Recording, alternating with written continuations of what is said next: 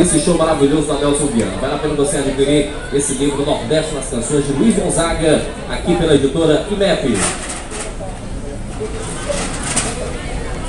Essa é a nossa quarta-feira do livro infantil de Fortaleza. Apoio do governo do estado do Ceará. Vocês querem ouvir o que? É um bolero, pouco machismo, samba canção, samba de break. Vocês querem ouvir o quê?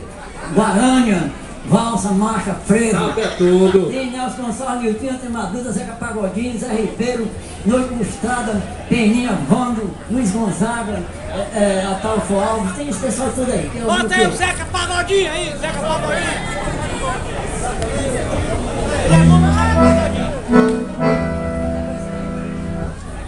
Zeca Pagodinho. Falhou isso aí, falhou? Deixa me levar. Qual é seu nome? Eu vou cantar um bolero e um baião. Se o baião tá lá. Samba, rapaz. Bolero. É aquele bolero. Meu amor, mas tão grande. Olha aí. Como é grande a distância entre nós. O que foi que se passou entre nós dois que nos separou? Por que foi que o meu se demais morreu assim dentro de mim? Ombro a ombro, tantas vezes, mas por hoje.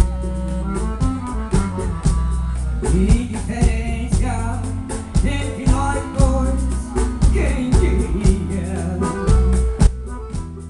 O prazer que canta amor, tão procura o amor que é acabado, e nós estamos sem amor, namorado.